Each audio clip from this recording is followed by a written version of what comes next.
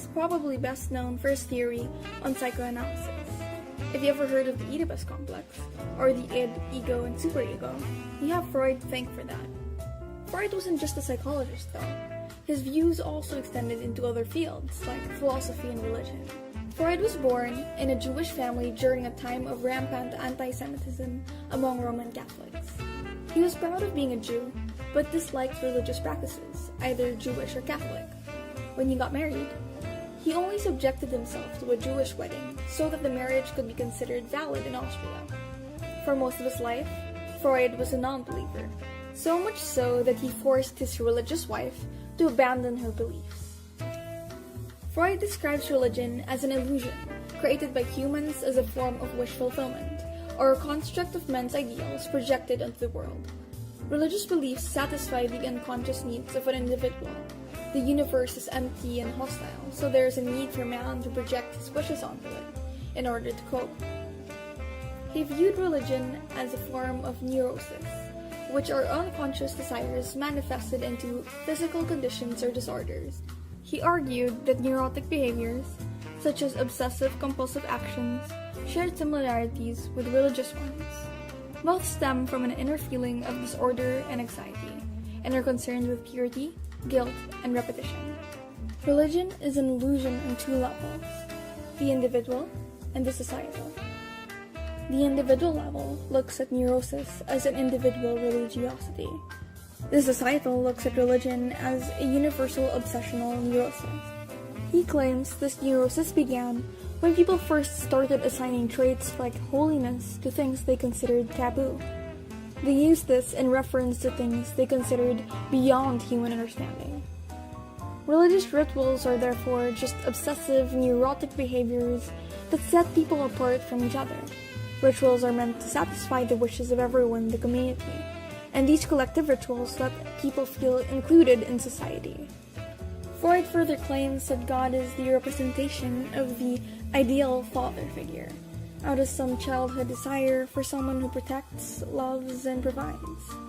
God reassures man of providence, immortality, and solace to make tolerable the helplessness of man's existence. This figure of religious affection is thus typically male, and projected as a father figure who provides forgiveness, mercy, and security. When people grow out of childhood, our needs are no longer met as easily as they used to be. Therefore, man creates religion to fulfill the childhood desire that man never really outgrew. Religion protects man from the dangers of nature, fate, and the evils of society itself. In essence, religion allows man to remain a child. The fear of death and pain is also a big reason why Freud believes man creates religion. Religion acts as a crutch for man to lean on when suffering is unexplainable and death is imminent. Religion misleads us into an illusory view of the world so that we can protect ourselves from the pain. God controls nature, death, and suffering to provide comfort when man cannot explain the source of such pain. People want to avoid injustice and sorrow as much as possible. Religion attends to this by providing theorems and laws which limit the pain one experiences. Suffering comes from the superior power of nature, the feebleness of our own bodies, and the disappointment in human relationships. With religion, these sources of suffering still occur, but believing that God is in control and will use suffering for good is where Freud finds the illusion. Man has wishes which are naturally antisocial and destructive. Religion is used to create a system of beliefs that, when followed, fulfills the wishes in a way that prevents man from acting against reason. Religion provides a moral code for how to behave. Freud argues that this is what makes religion neurotic, because man simply obeys God, not really using his own ability to think. Religion fulfills the wishes of man from a father figure to compensation for suffering. Religion draws its power from addressing the most fundamental questions of existence. Because of this, they are regarded as the most precious assets civilization has to offer, especially with the belief that religious worldview alone can answer the question of the meaning of life. Freud basically describes religion to be illusory beliefs on a mass scale, one that affects the entirety of society. He makes makes a distinction, however, between a delusion and an illusion. A delusion is if we thought there were snakes in the room when there aren't. An illusion, on the other hand, is a young woman who believes that she will one day marry her prince and be happy forever. It is possible for her to marry a prince, objectively speaking, but it's unlikely. Freud's philosophy of religion is on par with that. The existence of God is possible, but highly unlikely. Given this high unlikelihood, Freud believes that belief in religion only serves to give us misleading answers on the mysteries of life. Freud instead believes in the power of science. He considers science as the true, most reliable source for comfort in this world.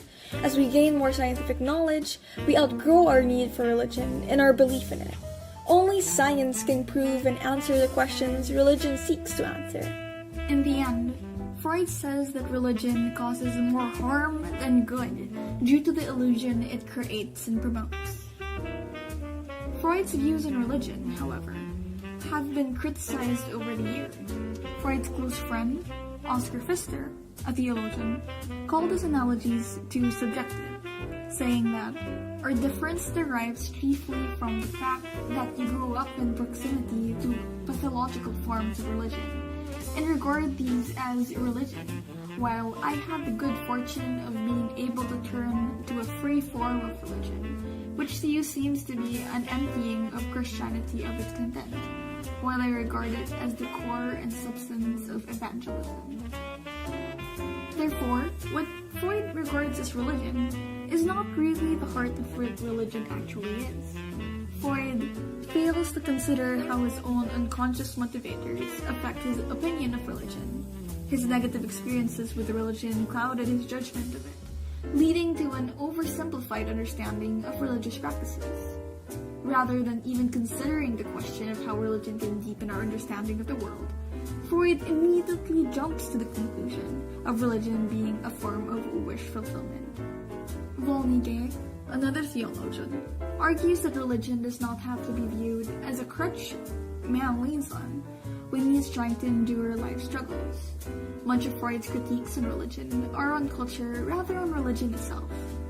While Freud makes a valid point in saying that religion, in practice, has a tendency to be characterized by a lack of critical thinking and mindless following of orders, he completely disregards the role played by reason in religion, and the additional perspective religion brings to the understanding of the mysteries of life. Furthermore, science is also not as all-encompassing as Freud thinks it is. Freud fails to examine his own biases towards science. Similar to religion, it is also not able to answer all of man's questions. Freud fails to consider the similarities between science and religion, the shared goal of unlocking life's mysteries, and the possibility of science and religion working together to achieve this goal. Freud makes an attempt to examine religion through the lens of science and his own practice. Freud's claims, however, are hampered by the very same things that hamper his psychoanalytical claims, which is poor methodology. His conclusions in religion was based mainly on the similarity between his observations of religious people and his patients who were suffering from neurosis. The fact that correlation serves as the only support for his claims is problematic. As anyone who's taken a single class of statistics knows, correlation is not causation. Simply put, his claims and projections went way beyond his evidence, leading to an oversimplification of religious practice. Some parts of his view may be partially true, but in his framing, he becomes too reductionist. Overall, his theory on religion very much reflects his theory on psychology, grounded solely on his own musings, and very much reflective of his biases. Just as much of his work in psychology has in the present day been debunked, save for some concepts still considered sound, further work is needed to evaluate his claims and find whatever truth lies within.